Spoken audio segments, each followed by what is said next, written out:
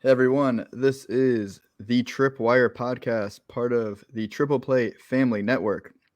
I'm your host, Zach at FF Chupa Batman. I am joined today by most of the crew. We got Steve Lawson at FF by Committee, as well as Alex at Alex Matteo 94. We're missing Joe today. He's on vacation this week. It's okay. We need to let him recharge before we get in the season. We need a recharge before we get in the season.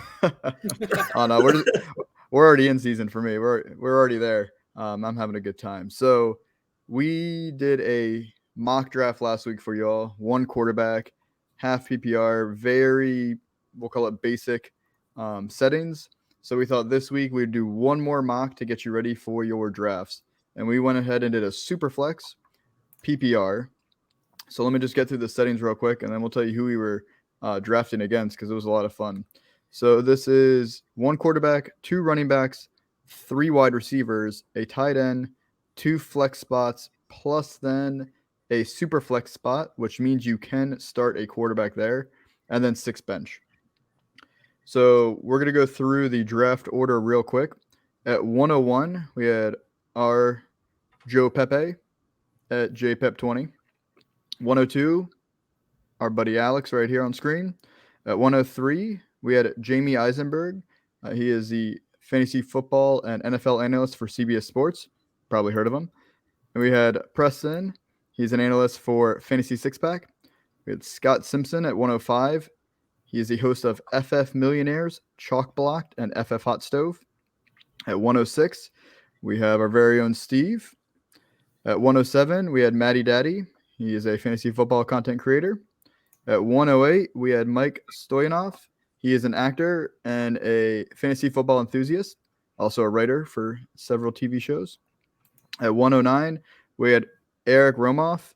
He is a contributor for Dr. Roto and Going For Two, and he's a co-founder of Pros with Joes, which is an awesome charity tournament where you have fantasy football analysts co-managing a team with just regular fans, quote unquote.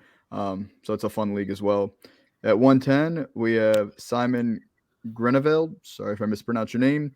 He is a co-founder of Front Yard Fantasy.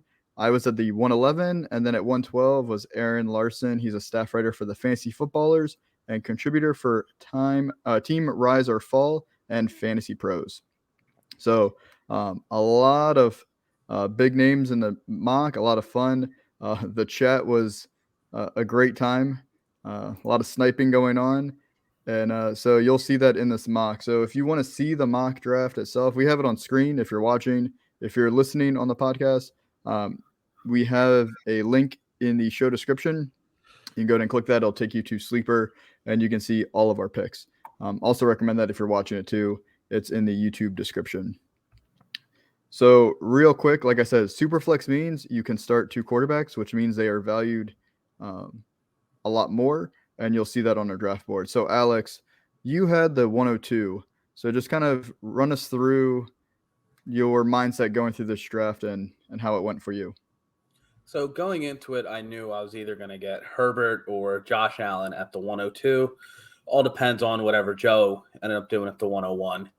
And at that point, from then on out, I was playing the board off of what Jamey and what Joe were doing. By the way, their tendencies were, it was how I was drafting. I was just trying to be very fluid with what I was doing. I wasn't going in, my first four picks, I need a quarterback, two running backs, and a wide receiver.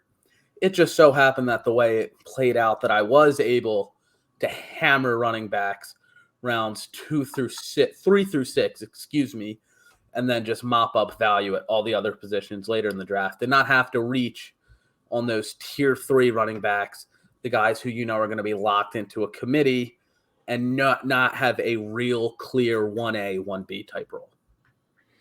And I have a question for you, Alex, just with your strategy. So you, like you said, I'm just going to kind of show the draft board a little bit. So you went running back heavy after you got your first two picks.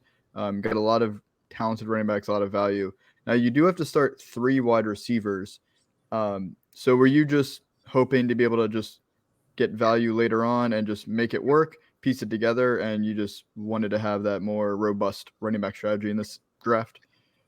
Yeah, I like to anchor my flex plays with running backs, especially those who have shown, whether it's in college or in the pros, the capability of having that complete profile, being involved in both the passing and the rushing game. I feel like those guys with that type of ceiling can balance out having a dart throw like a Garrett Wilson at your wide receiver 3.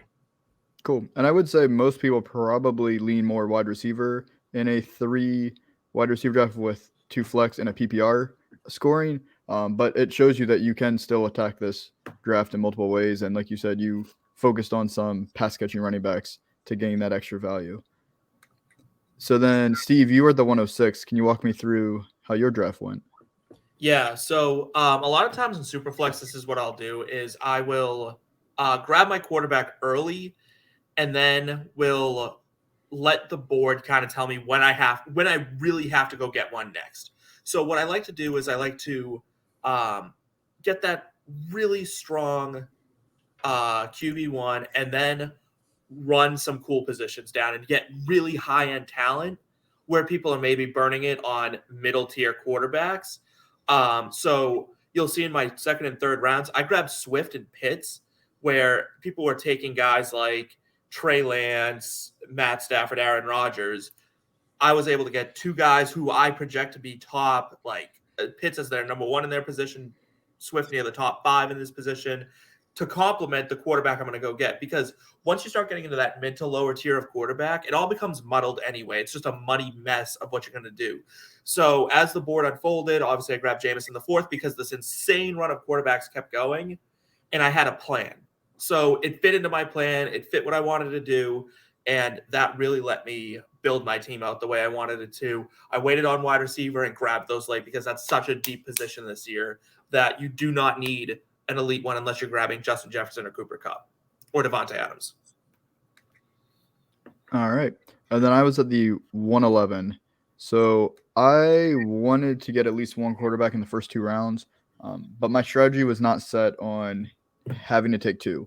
So the way the board fell, I felt Dak Prescott was the best quarterback available left on the board. He was the 8th quarterback.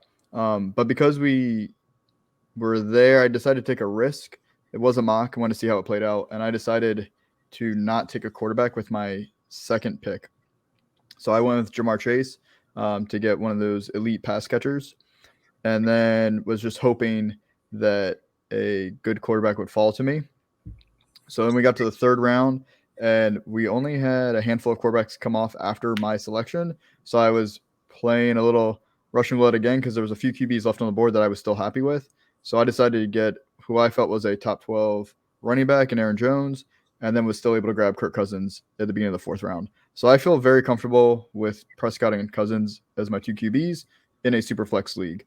At that point, I kind of focused on just going with, I would say, value that I felt at the position. So I was mostly focused on wide receivers, and you can look at our entire board that like end of round 4 through round, honestly, like 9, a ton of wide receivers came off the board.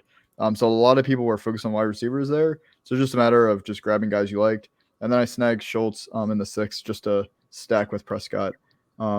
And then obviously I needed running backs. So then I just focused on grabbing some late value running backs that were still starters. So Cordero Patterson, Rashad Penny. Again, not guys that are probably going to help you win your league, but at least they can start. And that's kind of how I finished my team, was just then trying to go after value at those positions. So I then want to kind of highlight some different picks that we noticed in the draft. So obviously there's plenty of great picks. We're just trying to talk about a few. We're not trying to get too in-depth on this. Again, this goal of this show is to help you guys with your Superflex drafts as you have them coming up. Maybe get a little extra insight, some advice. So Steve, I want you to focus on rounds 1 through 4. Who was your favorite pick? Yeah, this one was actually really easy because he fell so much further than he should have. In round 3, Devontae Adams went at the 3-4. Now, 1, 2, 3, 4 wide receivers went ahead of him. But the problem was also that a lot of middling quarterbacks went ahead of him as well. I know it's super flex, but you don't want to pass on a talent like Davante Adams just because you think you need that second quarterback. It's not necessary. Davante Adams is going to have a monster year in Oakland because he's a monster player. He is not a product of Aaron Rodgers. He's probably a significant cause of the MVP Aaron Rodgers that we saw. So stealing him in the third round, I don't care what format it's in, he should not ever, ever, ever fall out of the second round. Even in a super flex league where you're going to see a lot more quarterbacks going? Absolutely. Absolutely. Look at the guys that I would have taken him, like Trey Lance. Trey Lance right there at the 2-4. Absolutely would have taken Davante Adams over him. Let's keep going. Tom Brady at the 2-10. Absolutely would have taken Davante Adams. Stephon Diggs, absolutely. Joe Mixon, absolutely. No doubt. Matt Stafford, absolutely. Dak Prescott even, absolutely would have taken Davante Adams over him. I know you love Adams. I like his value elite, there, but that elite at the position, you can't pass up on that. This guy has the potential to go for 20 touchdowns. It's almost unreplicable by any other wide receiver in the league. Fair enough. And then I was focused on rounds 5 through 8. So honestly, there's just a ton of wide receiver value during that entire range. But I wanted to focus on T. Higgins at the 5-8 by Mike Stoyanov. Just because I think he has the potential to be I would say borderline top 12 wide receiver, depending on how things go for him. He has the talent definitely to do it. We saw how well he played that second half of the season last year when he started getting a little healthier.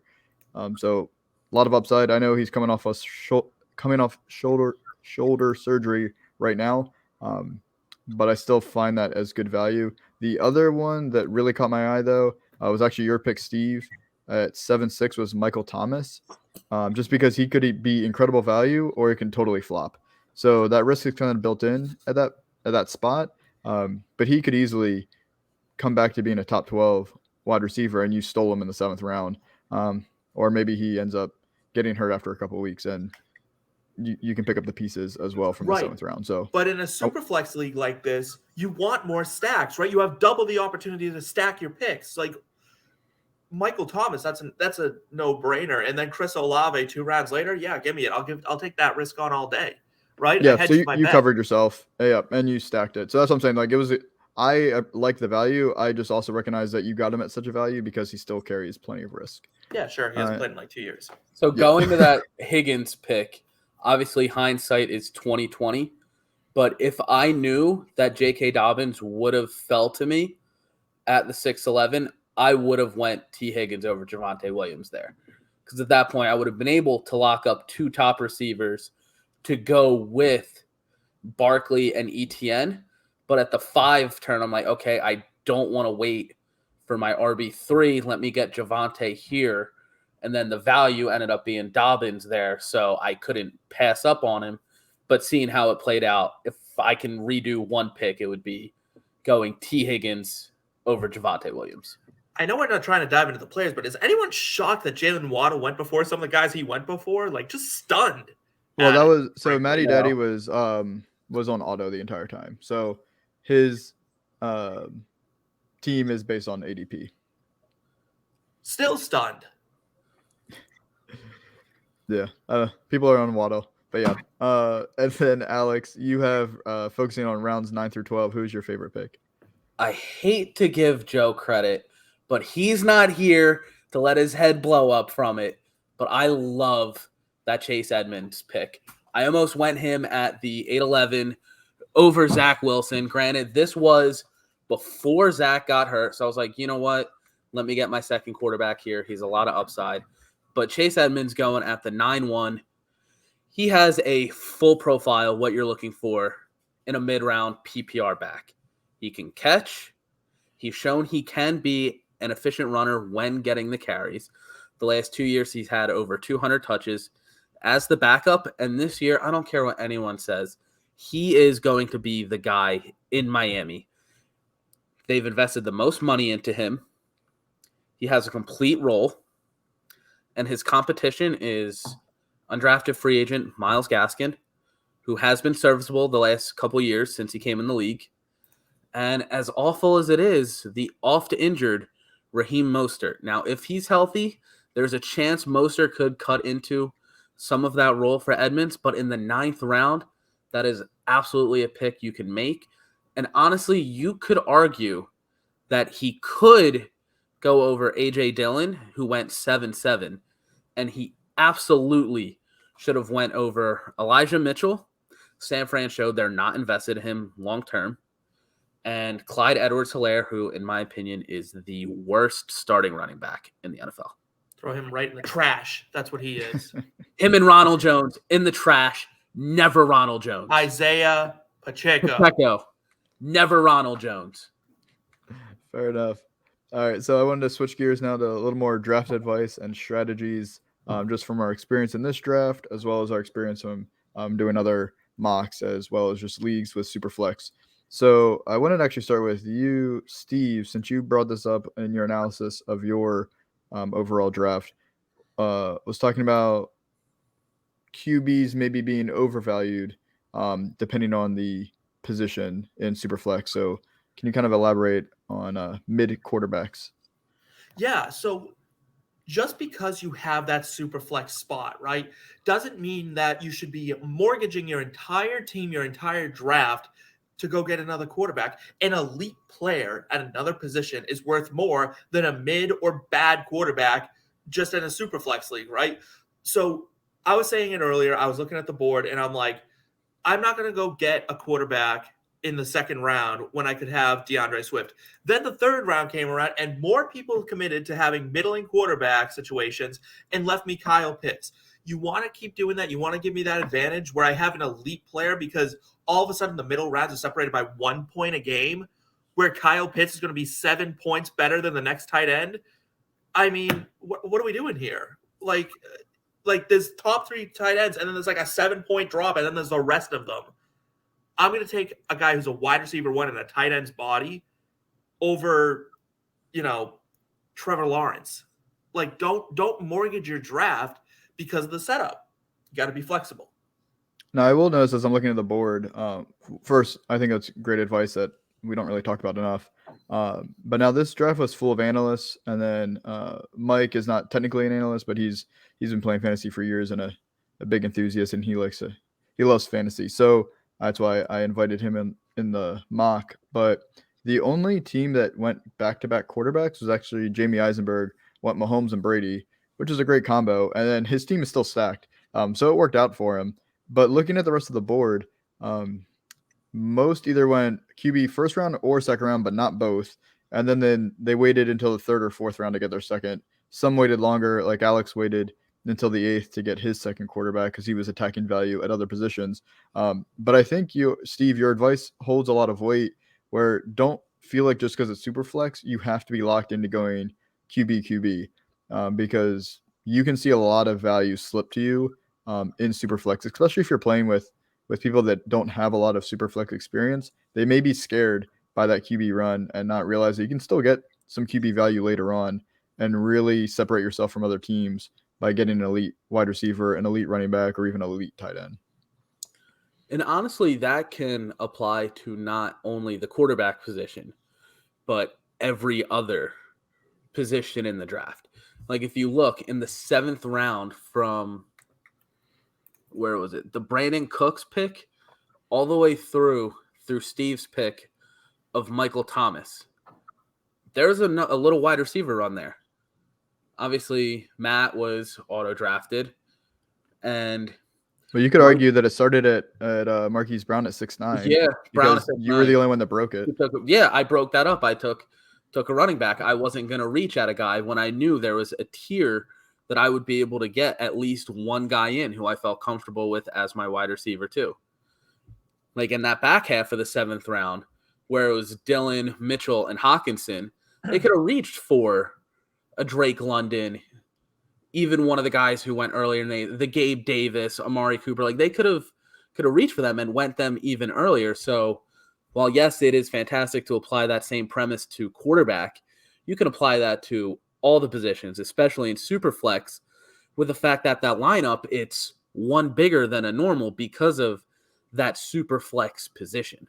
Well, I think we see this in a lot of different draft settings. When it's not super flex, we see this happen with running backs, right? Like we see everyone like attack the running back position, and you wind up with a mid running back instead of an elite wide receiver one, right? Like eventually the top two running backs kind of separate themselves, but that's it.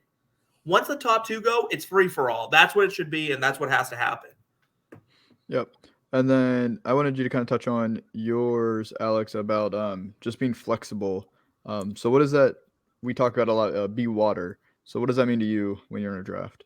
So for me, it's I don't want to go in with a set strategy. Like I don't be like, okay, first 4 rounds, I need to get 2 quarterbacks, a wide receiver, and a running back in a super flex per se. At the round 3, 4, and 5, the value wasn't there at quarterback or wide receiver, in my opinion, since Michael Pittman went and Jamey sniped me. So I was like, okay, let me pivot to who I have highest overall on the board in ETN, not who's the highest at the position. It's one of those, no matter what it is, redraft, dynasty, best ball, DFS, you name it, you draft for value and then you make moves in season, whether it's waivers, trades, or anything like that for need. And that's the most important thing with when I say be water, be flexible. Wherever the value is, you take that value, whether it's the first round or the 16th round. If the value's there, the value's there. I don't care if you have 2 tight ends. And let's say for this one, for example, I ended up doubling up on tight end. Wasn't my intention, but looking at it in hindsight, it makes a lot of sense to double it up. God forbid Komet doesn't pan out. I have touchdown machine Dawson Knox. It's one of those, the value was with the tight end in that round. Yep, and I will make a shameless plug for our show since in season we are a waiver wire show. So as Alex said, you can always make changes to your team after the draft. And so make sure you tune into us every Monday night live, or you can catch us Tuesday mornings on YouTube or your podcast stream feed, so you can hear our great advice of who you should pick up off the waiver wire to fix any mistakes you made in the draft and get your team better, or maybe just make your team better because you had an awesome draft. And then I want to touch on just a couple of things about quarterbacks since this is Superflex. So I feel like in Superflex, you either need to commit to the QB early or, as they say, zag while others zig. So it's just kind of piggybacking on what Steve said. Don't settle for those mid quarterbacks. Like either go get the elite quarterbacks and have an advantage there, or just wait so you can have elite players at other positions. And then you just know that you're going to be weak at QB, but you make up for that with the elite players at other positions. Does that make sense? Absolutely. The purpose is to get the most points, no matter what the position is. Yep. And then I want to highlight just one more weird kind of QB thing is a QB3. So in Superflex, you really do need to pay attention to bye weeks with quarterbacks. If you plan on starting 2 of them, ideally they don't have the same bye week. And then you really should have a third quarterback to cover those bye weeks. So ideally you can always start 2. It's not required. I think it's just highly recommended. So as you can see, a lot of us are kind of playing chicken with our third quarterback. And then all of a sudden in the 11th round, there was a pretty massive run. So Jamey started off with Baker Mayfield.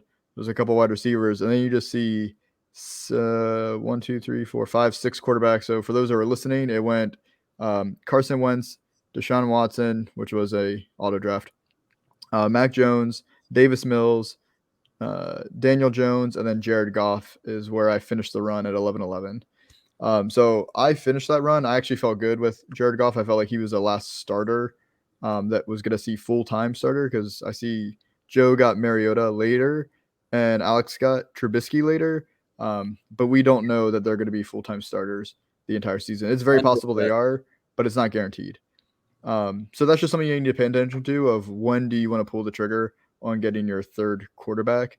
I feel like Carson Wentz is a steal in the 11th round too. I mean, the guy's not a good quarterback, but he's a good fantasy quarterback. And you drafted him, so I know, it was hot. But yeah, no, I think he is being slept on for as much as people don't like him. So was there any other kind of last minute advice you have for anyone drafting, as we are now getting right in the thick of draft season? Value hunt, don't position hunt. no matter where you're at in the draft. Love it. Yeah, don't fade Deontay Johnson because that man is a monster. Go get him. Honestly, what Alex said, though, you're not hunting a position. You got to go with your gut. Trust your gut. That's what fantasy football is. Nobody has all the answers. It comes from right here. You got to be ready. I love it. So with that, we are going to end our Superflex mock. We appreciate everyone that drafted with us. Please make sure you follow all of them. Their names and Twitter handles will be in the show description, whether you're on YouTube or in the podcast channel. And please make sure you go ahead and like, follow, subscribe, all that great stuff to the Triple Play Fantasy channels, so that way you don't miss any of our great content, plus all the other stuff this team is putting out. We are a large team that puts out baseball content, basketball content, football. We talk about food, movies. We got it all at Triple Play Fantasy, so I don't want you to miss any of that by not subscribing. So with that, guys, have a great one.